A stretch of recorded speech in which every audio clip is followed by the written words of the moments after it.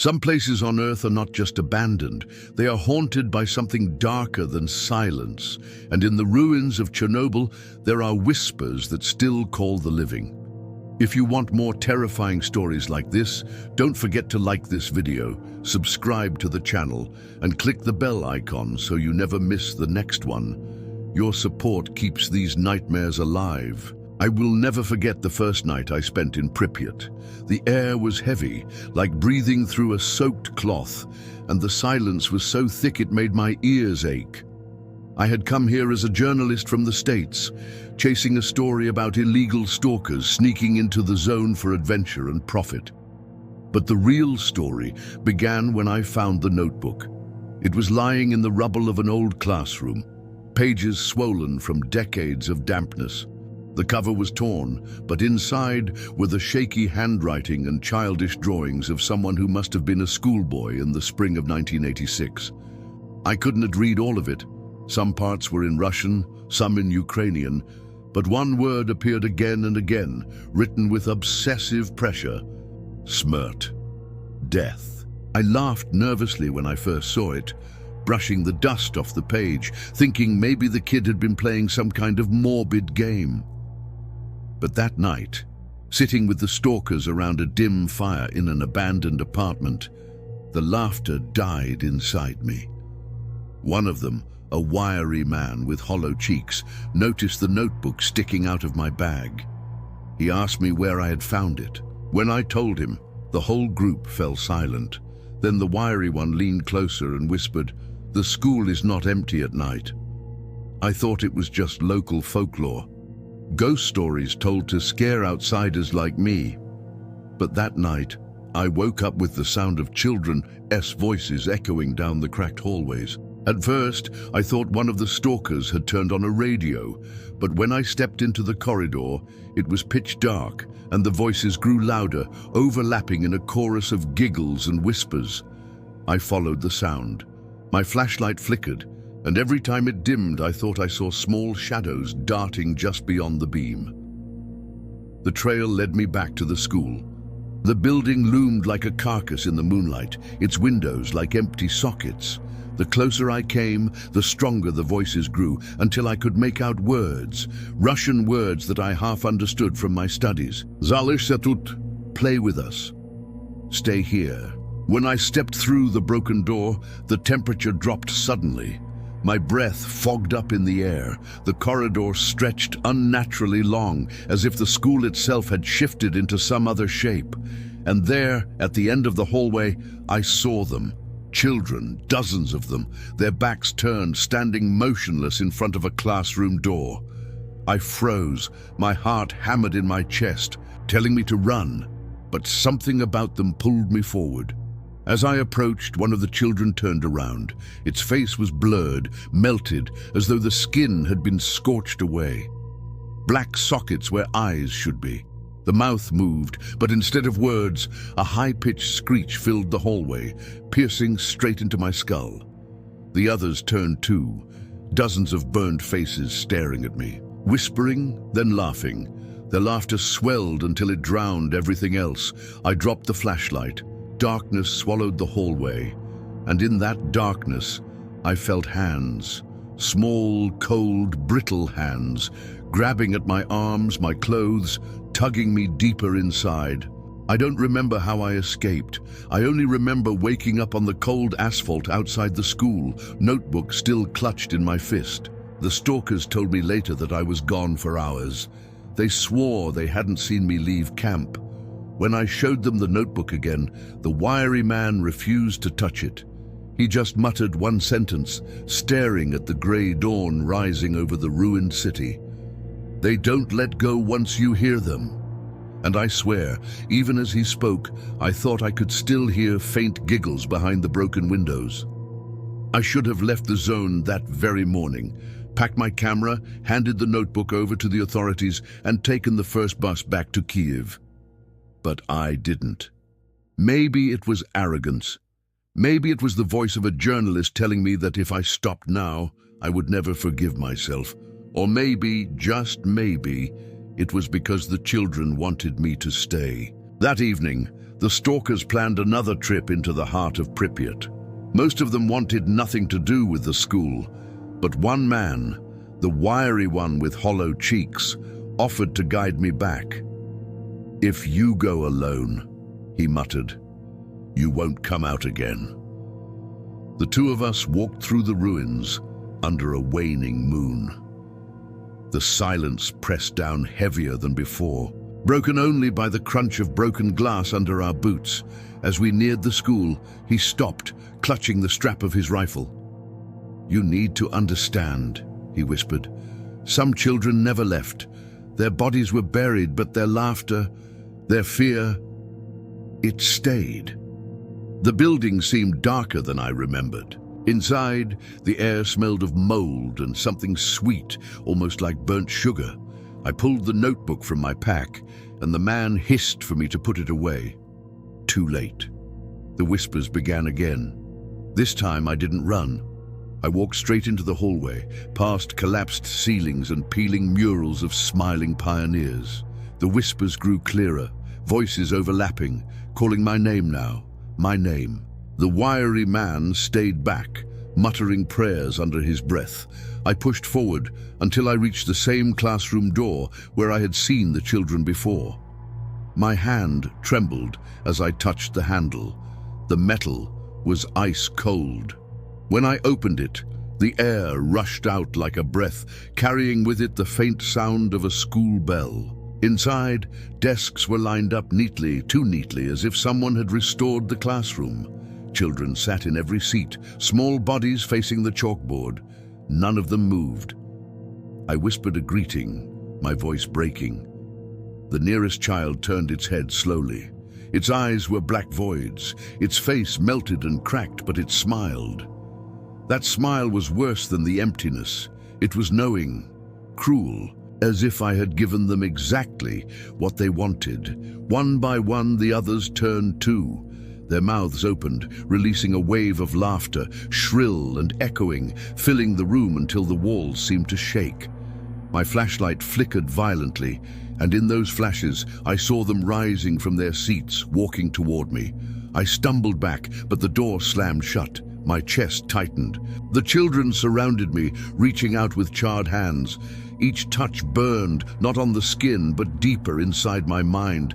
Images flooded in. April 26, 1986.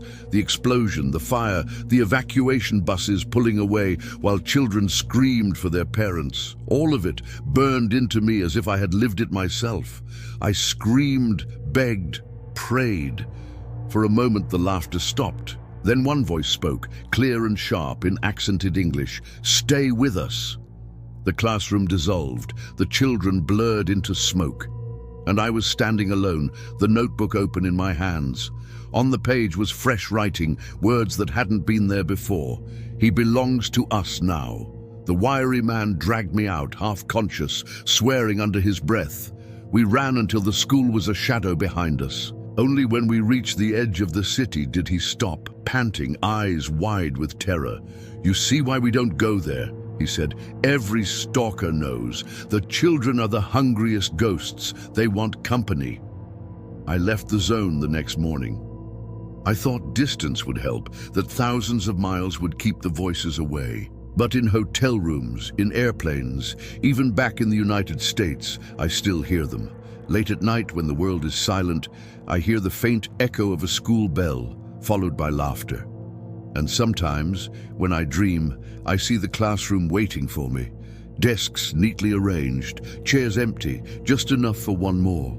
The tracks near Yanov station should have been dead for decades. Rust gnawed through the rails, the wooden ties had splintered into dust, and the surrounding forest had begun to reclaim the ground. But every stalker I interviewed said the same thing.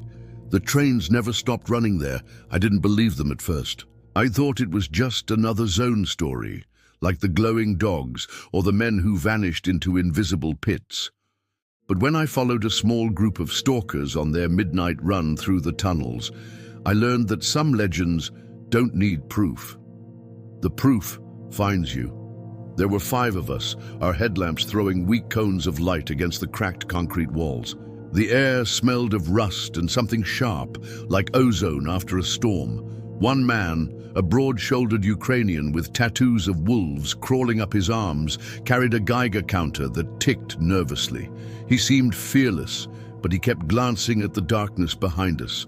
As we pushed deeper into the tunnel, the temperature dropped, our breath curled in front of us. Then the sound began, distant at first, like metal wheels grinding against iron. The others froze. I thought maybe it was an echo of our boots, but the sound grew louder, closer, faster. "Not possible," the tattooed man whispered. "These tracks are dead." The group huddled against the wall. My heart raced as the vibrations spread through the ground. It was unmistakable now, the thunder of a train barreling forward, but there was nothing in sight. Then the lights appeared. A glow swelled at the far end of the tunnel, yellow at first, then blazing white. I squinted, raising my camera instinctively, but my fingers trembled so hard the lens shook. The others pressed themselves flat against the wall, whispering prayers in Ukrainian and Russian. The roar was deafening. A train, black, massive, Soviet era, hurtled toward us.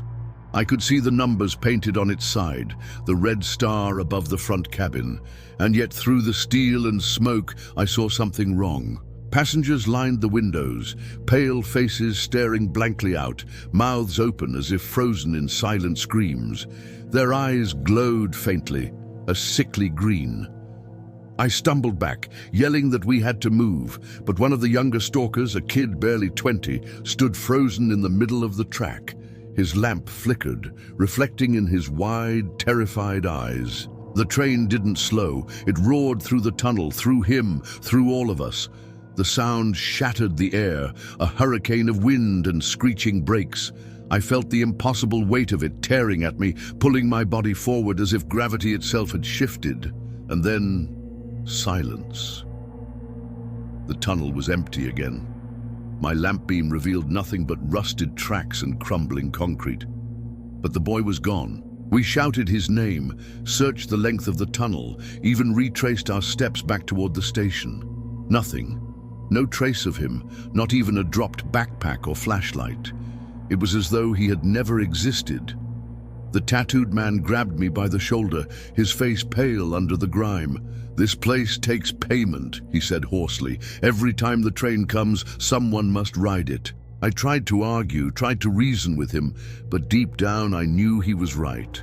The notebook in my bag felt heavier suddenly, as if it too remembered the laughter of the dead children. The zone wasn't random. It had rules. It had hunger. When we finally emerged from the tunnel, the forest looked darker than before, the moon swallowed by heavy clouds. The group lit cigarettes with shaking hands, saying nothing. Not one of them looked back, but I did, and I swear I saw it. Far down the tracks, just before the tunnel curved out of sight. A red star glowing faintly in the night, drifting away, carrying the boy into the endless dark. The night after the boy vanished, I couldn't sleep. We were holed up in a ruined maintenance building near the edge of Yanov station, the walls plastered with peeling Soviet posters warning workers about safety and discipline. The other stalkers slept in uneasy silence, but every time I closed my eyes, I heard it again, the metallic scream of wheels, the roar of an engine rushing past. And sometimes, in that half-dreaming state, I saw the boy. He was inside one of the cars, pressed against the window, his face pale, his lips moving as though he was begging for help. I woke gasping, convinced I'd hear the train outside. But there was nothing. Only the faint hum of the Geiger counter, ticking like a clock counting down. By morning, 2 of the stalkers decided to leave the zone entirely. They packed their gear without a word and walked into the forest. The rest of us stayed. Or maybe I should say, I begged to stay. I needed answers. The tattooed man finally relented. He told me the story of the ghost train. After the reactor exploded in April of 1986, dozens of trains were rushed to the zone, some to evacuate people, others to bring in liquidators, soldiers, and supplies. But one train never left. Its cars were packed with evacuees, many already sick, some dying. Somewhere near Yanov, The train was ordered to wait, then quietly abandoned. The passengers never made it out. "They died in the dark," the man said. "Their spirits don't know it's over. They ride still. Every time it comes, the train demands a passenger to keep moving." I wanted to dismiss it as myth, but the boy's empty space among us said otherwise. That night we went back. Against every instinct in my body, I followed them into the tunnel once more. My camera shook in my hands, recording the rusted rails, the darkness stretching like the throat of some enormous beast. The air grew heavy, cold. Then the sound began again, the rumble of wheels, faint at first, then shaking the ground beneath us. This time I saw the fear break the tattooed man's face. He pushed us against the wall, shouting for me to turn off my light. I did. The tunnel went black. The glow appeared at the far end, swelling until the white light was blinding. The roar was unbearable. The train burst through the tunnel like a living thing, its whistle shrieking. I could see them again, the passengers. Hollow-eyed, skin grey, hands pressed against the glass. Their mouths moved in unison, though I couldn't hear the words. And then I saw him, the boy. He was there, just 2 cars away, his palms flat against the window, his eyes wide with terror. His mouth formed my name. I don't know what came over me. Maybe guilt, maybe madness, but I stepped forward. My hand reached for the door as the train slowed, screeching, sparks showering the rails. The door slid open. A cold, fetid wind poured out, carrying with it a chorus of whispers. I almost climbed inside. The tattooed man saved me. He slammed into me, knocking me off my feet. The train screamed in fury, picking up speed. Its whistle howled so loudly I thought my skull would split. In seconds it was gone, swallowed by the black tunnel. We lay there in the silence, gasping. My whole body trembled. My hand still felt cold, as if something had grabbed it, trying to pull me in. The tattooed man stood over me, shaking with rage. "Never reach for them," he spat. "They don't want saving, they want company." We staggered back to the station without speaking. None of the others would look at me. By dawn, I was gone from the zone, my head still ringing with the whistle of that impossible train. Back home, I sometimes wake in the night to the sound of a distant horn, the clatter of wheels against tracks. There are no trains near my house, none within miles. But when I look out the window, I swear I see a faint light moving across the horizon, always heading east, always heading back into the zone. And sometimes, just for a second, I see his face in the window, the boy, watching me, waiting. The zone has places even the stalkers refuse to enter. Ask around a campfire, and you'll hear them brag about sneaking past patrols, looting radioactive bunkers, or spending nights in the ruins of Pripyat. But when someone mentions the mirrorless village, the laughter dies, eyes shift, voices lower, and no one volunteers to guide you there. I went anyway. I wasn't after treasure, not really. I was searching for my brother, Alexei. He was a stalker who never came back. The last anyone saw of him, he was headed north, toward a cluster of wooden houses, hidden deep in the forest, well beyond the tourist trails. His friends swore he was hunting for artifacts, rare ones said to glow like frozen lightning. But then, his trail just ended. Locals in the towns outside the zone told me the same story. The village was cursed. Every mirror had been smashed, every shard buried, every reflective surface removed. Windows were boarded, water wells drained. People who went there alone never returned. I carried a small mirror with me anyway. It had been my mother's, the kind you keep folded in a purse. I don't know why I brought it. Maybe for luck, maybe because something in me wanted to test the stories. The forest grew unnaturally still as I drew closer. No birds, no insects. Even the Geiger counter seemed muted, ticking faintly as if swallowed by the silence. And then I saw them. Crooked houses sagging into the earth, roofs collapsed, fences half swallowed by vines. At first it looked like any other abandoned settlement, but when I stepped inside the first house, I noticed it, every mirror gone. Frames hung empty on the walls. Shards of glass littered the floor, crushed to dust as though by careful, deliberate hands. I whispered my brother's name, half expecting him to answer. Only the wind moved, sighing through the broken rafters. By nightfall, I had checked 3 houses. All the same. No mirrors, no reflections. I set up camp in the largest one, an old farmhouse with a wide front porch. I tried to eat, but the silence gnawed at me. So I took out my mother's mirror, just to remind myself I was still real, still there. That's when I saw it, not my reflection, but his, Alexei, standing just behind me. His face pale, his eyes wide, his lips forming silent words I couldn't hear. I spun around. The room was empty. My heart pounded. I checked again. The mirror showed him clearly, closer now, his hand raised as if to touch my shoulder. I dropped it. The glass cracked across the floor. His face vanished. The rest of the night was a blur of whispers. They drifted through the house, thin and sharp, like voices speaking through broken glass. I couldn't make out the words, but I felt them pulling at me, tugging at my thoughts, telling me to look again. Just look. By morning, I wanted to leave.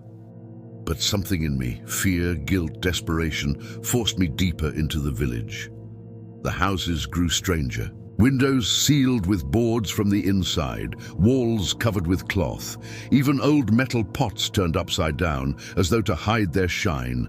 And then I found it. In the last house, beneath a pile of rotted wood, a single mirror remained, cracked, but whole enough to show a reflection. I should have run, but I couldn't.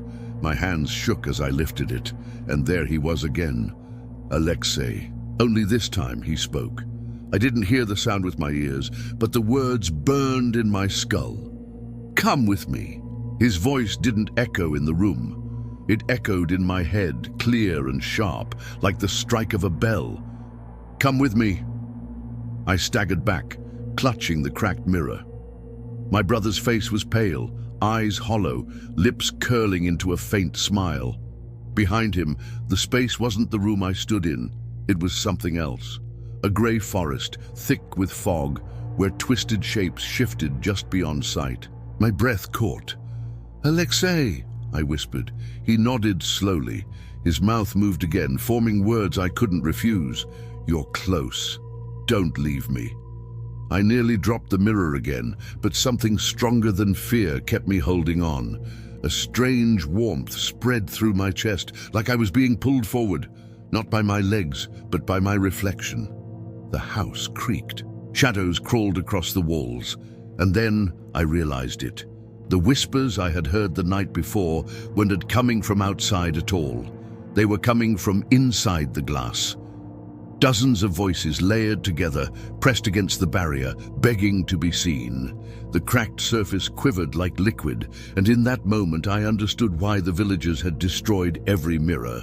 They weren't hiding from themselves. They were hiding from what lived behind the glass. I tried to back away, but Alexei's voice grew louder, sharper. Don't leave me again.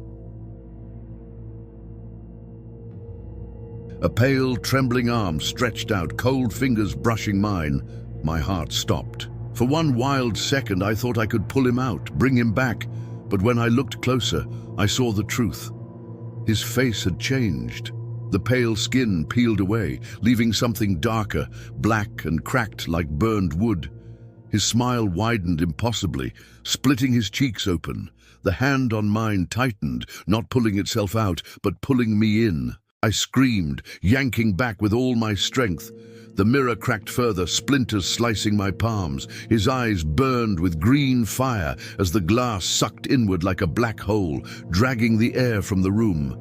Dust rose, boards rattled. I felt myself sliding toward it, and then, snap! The mirror shattered in my hands, exploding into shards across the floor. Silence fell like a curtain. I collapsed, bleeding, gasping, surrounded by glittering fragments. For a moment I thought it was over, but then I looked down. Every shard reflected his face, not one, but dozens. Alexei in pieces, smiling from the floor, his mouths moving silently, whispering the same words over and over, "You're next, you're next, you're next." I ran, out of the house, out of the village, through the suffocating forest until my lungs felt like they would burst. I didn't stop until the sun burned through the trees and the Geiger counter began to click louder again, reminding me of the living world. I never found his body. But sometimes, in the quiet of my apartment, when I catch my reflection in the bathroom mirror or a darkened window, I see something wrong. Not always, just for a second, but enough. A flicker of a smile that isn't mine. A pair of green glowing eyes staring back. A whisper I feel more than hear, curling at the edges of my mind. Don't leave me. That's when I remember why the villagers smashed every mirror, why they boarded their windows, drained their wells, lived blind to their own reflections. Because once you see them, once they see you, there's no going back. The zone is full of ruins, schools, hospitals, apartment blocks left to rot, but nothing unsettled me like the church. It wasn't on any official map. The stalkers called it the Blackbird's Church, a wooden chapel hidden in a swampy hollow not far from the ghost town of Kopachi. They said no one built fires there, no one camped near it, and those foolish enough to go inside never spoke of what they saw. I went because two stalkers, Andrei and Victor, swore they had seen light inside the church at night.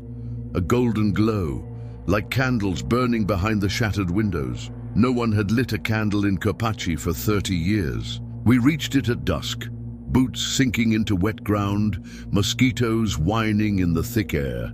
The church stood crooked, its steeple half collapsed, the cross at the top bent downward, like it was bowing to something underground. Its walls were rotted black, the wood eaten by mold. But what froze my blood wasn't the decay, it was the carvings. Across the doors and windows, someone had scratched deep lines, wings, talons, beaks, crude, violent shapes of birds, hundreds of them, overlapping until the wood seemed alive with feathers. "Why birds?" I whispered. Victor spat in the mud. "They say when the reactor burned, a black flock circled above the smoke. Not crows, not ravens, bigger, shadows that blocked out the sun, and then they vanished. Some believe they nested here." Inside, the air was colder, damp but heavy, as if the building held its breath. Broken icons leaned against the walls, their saints' faces scratched out. The altar was overturned, and above it, nailed into the wall with rusted spikes, hung a massive crucifix. But the figure of Christ was gone. In its place was a carving of a bird. A monstrous winged thing with eyes hollowed out, beak open wide. Its wings stretched almost to the ceiling. Andrei muttered a prayer under his breath, his flashlight shaking. "This isn't church anymore," he said. "It's a nest." We should have left.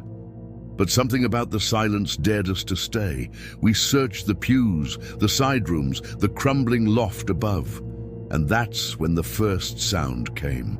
A flutter, just one, like a single wing beating in the rafters. We all froze, lights darting upward. Nothing. The beams revealed only cobwebs, dust, rotten beams. Then another flutter, louder, closer. "Bird," Victor whispered. "Just a bird." But when the sound came again, it wasn't wings. It was a scream, not human, not animal. A shrill, tearing cry that rattled the glass in our flashlights and sent Andrei stumbling to his knees. He clutched his ears, groaning in pain. The crucifix shuddered. The wooden carving of the bird split, its beak cracking wider as if it were smiling. Feathers drifted down, not real feathers, but shadows shaped like feathers, falling from the air and vanishing before they touched the floor. The scream grew louder. Victor dropped his rifle, shouting that we had to run. But the doors slammed shut, the rotten wood groaning as though nailed from the outside. And then the rafters exploded with movement. Dozens of black shapes unfurled themselves from the darkness. Wings stretched, talons scraped wood. They weren't crows. They weren't anything I knew. Their feathers seemed made of ash and smoke, edges burning away into sparks. Eyes glowed like coals. One swooped low, passing inches above my head. The air froze, my skin stung with frost. Another landed on the overturned altar, its shadow stretching across the floor, far larger than its body. Andrei screamed again, thrashing on the ground, blood dripping from his ears. Victor fired blindly into the rafters, bullets tearing splinters but hitting nothing. And in the chaos, I looked up, just in time to see the largest of them descending from the crucifix. A giant bird-shaped shadow, wings spread wall to wall, beak open in silent hunger. Its eyes fixed on me, and in that gaze I understood this was no ghost, no hallucination. This was something older, something born in fire and fed on fear, the black bird of Chernobyl. I froze under its gaze. The shadow filled the room, wings brushing against the rafters, blocking every beam of flashlight. The smell of smoke and decay hit me like a fist. My heart hammered and I realized I couldn't move, not forward, not back. The others scrambled. Victor lunged toward the door, yanking at the rotten wood. Andrei moaned on the floor, his hands pressed to his ears. But I couldn't look away from the shadow. Its eyes, two burning coals, locked onto mine, and then I understood. It wasn't just a bird. It was watching us, reading us, deciding who would survive. A deafening screech shook the church. I stumbled backward as feathers, black as midnight, rained down, curling in the air like smoke. They burned to dust before touching the floor. The largest shadow swooped, wings beating the air, creating a hurricane inside the tiny chapel. I fell, my flashlight skidding across the floor. In the beam, I saw Victor frozen, staring at the altar. The crucifix carving, the monstrous bird, had changed. Its beak opened impossibly wide, and from it spilled a darkness, writhing like smoke snakes reaching toward us. I screamed. The shadow lunged. My body hit the wall, spine cracking against the wood. I could feel its eyes inside my skull, burrowing, stripping away my courage, my memory, my hope. And then I saw it. Movement near the back of the church. A door, slightly ajar, a crack of sunlight, or maybe moonlight shone through. I crawled toward it, dragging my shattered body along the floor. The shadow shrieked, the wings beating faster, sending dust and splinters into my face. I forced myself upright and ran. Victor and Andrei were already staggering behind me. The doors wouldn't budge at first, as if the wood itself were alive, resisting our escape. I slammed my shoulder into it one last time. It cracked. We spilled outside into the swampy night. We didn't stop running. Not until the forest thinned and the zone's gray horizon opened before us.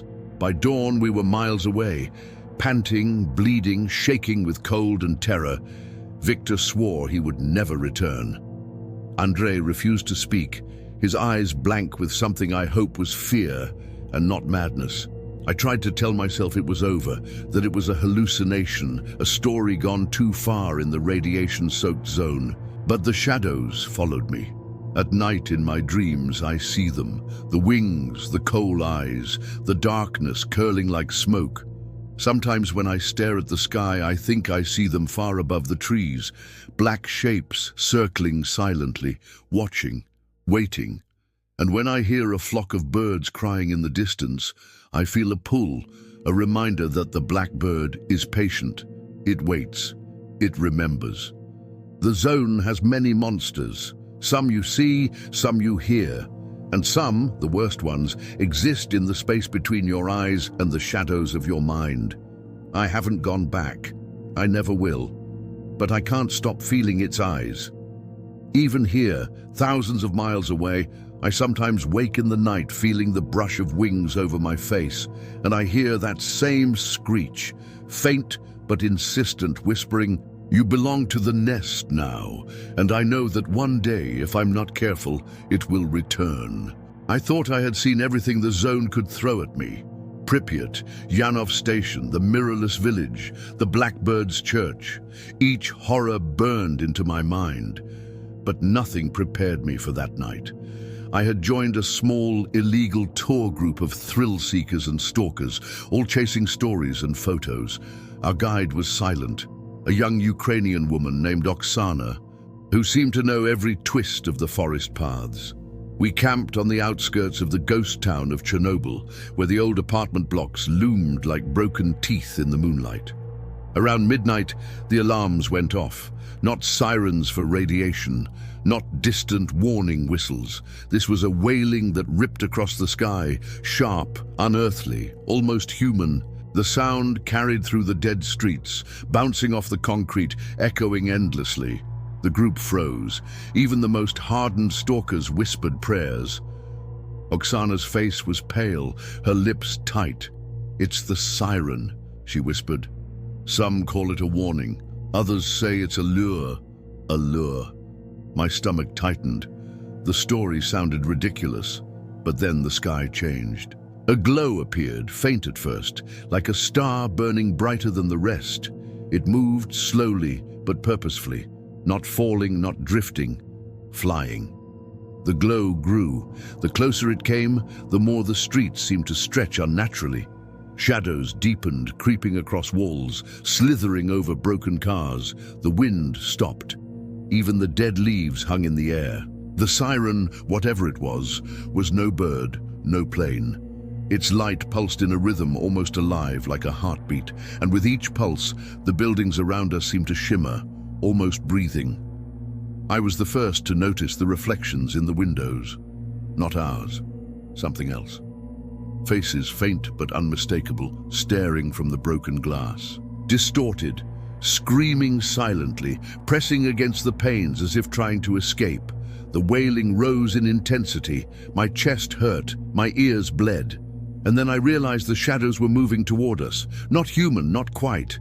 Forms twisted in the light, appearing and vanishing, circling like dancers in a hellish ritual. "Run!" someone shouted, but the ground felt sticky, slow, as if the zone itself resisted our movement. The siren hovered above the tallest building, and in its glow, I thought I saw my own face. Not reflected, but replaced. Another me, screaming silently, reaching out from the sky. Oksana grabbed my arm. "Do not look directly at it," she hissed. "It chooses those who stare." Too late. I couldn't tear my eyes away. The siren's glow shifted, forming shapes, faces, hands, mouths moving. And then I saw him. Alexei. My brother. His face twisted in fear, eyes pleading. He was there, in the light, and yet not alive. The group scrambled, some falling into potholes, others screaming, their voices swallowed by the wailing. The siren pulsed again, brighter, and suddenly I felt it. A pull, strong and insistent, like gravity had changed direction. My legs moved toward the glow, against my will. Oksana screamed, dragging me backward, and I finally broke free. But I saw others weren't so lucky. One of the stalkers, a young man, reckless and eager for fame, was drawn toward the glow, arms reaching out. His screams were swallowed by the night as the light engulfed him, leaving only a faint echo and a shimmer where he had stood. The siren lifted slowly, rising above the zone. The wailing faded, the air grew still, but the sky remained bright, pulsing faintly, as if waiting. I sat on the cold asphalt, shaking, heart racing. My brother's face haunted me, burned into my mind. The others gathered silently, too terrified to speak. And in that silence, I realized something worse. We hadn't survived the night. Not really. We had only been spared, for now. The siren watches. It remembers. And I know if I ever return to the zone, it will be waiting. The siren didn't just vanish. Even after it lifted into the black sky above Chernobyl, the glow lingered, pulsing faintly against the ruins. My legs shook, my ears rang from the wailing, and the air tasted of ash and electricity. Every instinct screamed at me to leave, but I couldn't stop thinking about Alexei, or the young stalker who had been swallowed by the light. Oksana whispered, "It chooses. You cannot fight it, only survive its attention." We huddled together, too terrified to move. The zone felt alive. The broken buildings seemed to lean toward us, listening. And then I heard it, a whisper in my skull, high-pitched but unmistakable. My name. I wanted to run, but the pull grew stronger. My body felt like it belonged to someone else, straining toward the glow, toward the siren. The faces I had seen in the windows earlier returned, countless of them now, pressed against invisible glass, eyes staring through me. Their mouths moved, but no sound came out, only a pressure in my mind. Come closer. Join us. Forever, I screamed, a raw animal sound, and Oksana grabbed me, shaking me violently. Her voice cracked. Don't look! Don't let it see you! I tore my eyes away for a second, just long enough to glimpse the young stalker again. His body floated in the air, pale and rigid, reaching upward with empty eyes. Then he was gone, sucked into the light completely, leaving only a whisper echoing in the zone. The pull faded as the siren rose higher, moving toward the horizon. The glow dimmed until it was just a star, pulsating slowly, almost lazily. The zone fell silent again, unnaturally still, like the night itself was holding its breath. We didn't speak. We walked back through the streets of Chernobyl, avoiding windows, avoiding reflections. Every shadow felt like it moved. Every sound, footsteps, wind through broken walls felt like a threat. I didn't want to leave, but I also didn't want to stay. Back at camp, Oksana finally broke the silence. It's not over, she said quietly. It never ends. The siren chooses every generation, every new group that enters the zone. You saw Mercy tonight, but it remembers everyone. I knew she was right. I felt its gaze on me even after I left the zone the next morning. Thousands of miles away in my apartment, I still see it in the sky through my window. A faint, pulsing light, moving against the wind, whispering my name. And sometimes I think I see Alexei's face inside it, pale, twisted, calling for me to follow. The zone doesn't just claim the living, it marks them, watches them, prepares them for something worse. And the siren, it's patient. It waits for the ones who survive until one day it will call them home.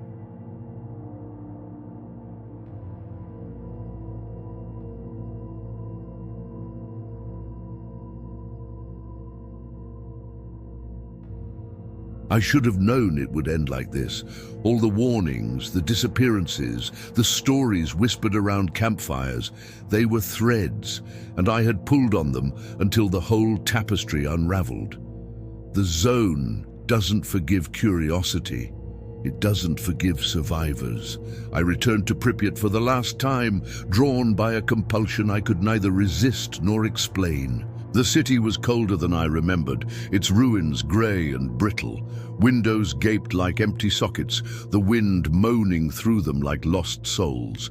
And in the distance, the silhouettes of the places I had already survived. The mirrorless village, Yanov station, the Blackbird's church, seemed to shimmer, almost as if they were moving toward each other.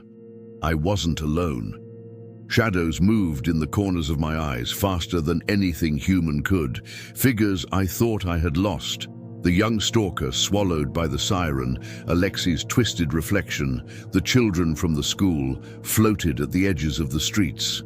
Not alive, not dead, somewhere in between. The wind carried sound, faint metallic screeches, whispers in dozens of voices, overlapping, urgent. I realized the zone itself was calling me. Every building, every ruined playground, every collapsed floorboard vibrated with it. I followed a faint trail of light, pulsing like a heartbeat, leading me to the central square. There, in the shadows of the Ferris wheel, all the horrors converged. The Blackbird's wings swept across the square, its shadow large enough to blot out the moon. The siren hovered above, pulsating, wailing, the same light that had claimed the boy and marked me still alive in the night sky. And the mirrorless village reflected itself in every shattered window, hundreds of Alexies screaming silently, reaching out with hollow eyes. I felt them all looking at me at once. Not with malice, exactly, but with hunger. The zone had remembered me. It had been waiting. Then the ground trembled. Tracks, invisible before, began to glow faintly. The train from Yanov station emerged from nowhere, ghostly and black, speeding toward the square, carrying within it the lost passengers. Faces pressed to the windows, screaming silently, hands clawing through the glass. Everything collided. The siren's light engulfed the blackbird. Shadows stretched across the train cars. The children's whispers filled the air, weaving with the metallic screech of the rails. My own reflection appeared in every broken pane, fractured and terrified. I realized then that I was the thread connecting all of them. I couldn't move. My legs refused. My hands shook. My mind tried to scream, but the echoes of all the horrors filled my skull, drowning out my thoughts. A voice cut through the chaos. Not Alexei, not Oksana. Something older. The zone itself, ancient and patient. You wanted to see. You wanted to know. Now you will witness. The train screeched, the blackbird shrieked, the siren pulsed, and the children's laughter became a roar. I was caught in the center of it all, spinning, lifted off the ground by invisible forces. The ground opened beneath me, the shadows twisting, pulling me into the abyss between ruin and memory. And yet, through it all, one thought remained. One truth. The zone does not forgive. It does not forget. And the moment you survive, it marks you, shaping you into another story to be told, another warning for those foolish enough to return. I felt myself being carried, not falling, not dying, not yet. But the edges of reality blurred. The last thing I saw before everything went black was the glowing Ferris wheel, spinning endlessly, while all the horrors circled above, waiting, patient, eternal. I woke somewhere I didn't recognize. Not Pripyat, not the zone, somewhere between the ruins and the sky. Shadows swirled around me like smoke, thick and suffocating. Faces from my nightmares pressed through. Alexei, the boy swallowed by the siren, the children, even Andrei and Victor from the Blackbird's church. They all stared, mouths open, silent screams frozen in their expressions. The blackbird landed before me, talons scraping the ground, wings stretching wide enough to blot out everything. Its eyes burned coal-hot, piercing, holding a memory of every horror I had survived. Above it, the siren's pulsing light hung, a silent drumbeat of impending doom. And then the train from Yanov station appeared, ghostly and black, filled with the lost and forgotten. I realized with a chill that every nightmare, every shadow, every wailing scream from my past journeys had been gathering here, converging into one place, one moment. I wanted to run, but I couldn't. My legs betrayed me. My heart slammed in my chest. And then a whisper echoed in my mind, not the sirens, not the blackbirds, but something older, more terrible. The zone remembers everything. You belong to the story now. I screamed. The shadows lunged. The blackbird's wings beat the air, knocking me backward. The siren pulsed above, wailing, carrying the cries of everyone who had vanished before me. The train rolled forward, rails screeching, windows filled with impossible faces pressed against me from every side. And the children, the ghosts of the schools, the playgrounds, the mirrorless village, swirled around me, laughter like knives, voices like glass breaking. They circled, waiting, patient and cruel. I fell to my knees. My eyes met Alexei's, not alive, not dead, just there, staring, frozen. And in his gaze I saw every fear I had ever felt, every shadow I had ever run from, every scream I had tried to forget. The blackbird opened its beak. No sound came out, only darkness. The siren pulsed once more, brighter than the sun, and the train's whistle blew without wind or steam, a note so high it rattled my bones. Then everything happened at once. Shadows, light, smoke, screams, faces, wings, hands reaching, pulling, pushing, crushing. I felt myself torn apart, memory by memory, fear by fear, and yet I was alive. Somehow, watching, trapped, but alive. When the chaos faded, I found myself back at the edge of Pripyat, the zone calm, almost deceptively quiet. The ruins were grey, still and empty, but I knew better. I had seen what lived beneath the silence, what waited above, what hunted in the sky. I survived, but I carry the zone with me. Its stories, its horrors, its endless shadows, and every night, when the wind carries a distant whistle or a flock of birds circles the sky, I feel the pull again. The siren, the blackbird, the train, they are patient. They wait. And one day they will call again. So if you ever think of visiting the zone, of chasing the stories, of testing your courage against the shadows, remember this: the zone does not forgive curiosity. It does not forget. And if you survive, it will mark you, just as it has marked me. Thank you for staying with me through this journey of terror. If these stories gave you chills, nightmares, or made you look over your shoulder tonight, remember to like and subscribe. More shadows, more horrors, more whispers from the zone are waiting for those brave or foolish enough to return. The zone remembers, and now, so do you.